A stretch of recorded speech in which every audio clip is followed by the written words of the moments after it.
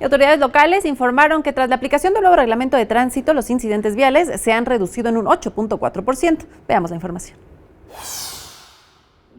El secretario de Seguridad Pública capitalina, Hiram Almeida, informó que a 18 meses de estar funcionando el nuevo reglamento de tránsito, cuyo eje rector es la política de visión cero, se han reducido en un 8.4% los accidentes de tránsito, lo que significa alrededor de 1.150 incidentes menos. De esos, tenemos un menos 8.2 de incidentes de homicidios culposos, es decir, tenemos 85 vidas menos reflejadas en la estadística, pero significan en la realidad 85 vidas más que se han podido preservar.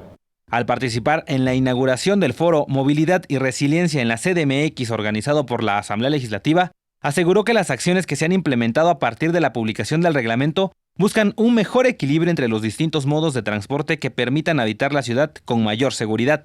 En ese sentido, Estrada no descartó la posibilidad de que las motocicletas sean factibles de verificar en la capital. Esto a pesar de que la Secretaría de Medio Ambiente y Recursos Naturales publicó la norma oficial mexicana 167 que establece los límites máximos permisibles de emisión de contaminantes para los vehículos automotores, donde se excluyó a las motos. La Ciudad de México es un fenómeno diferente, tendremos que atender las características y condiciones de la ciudad.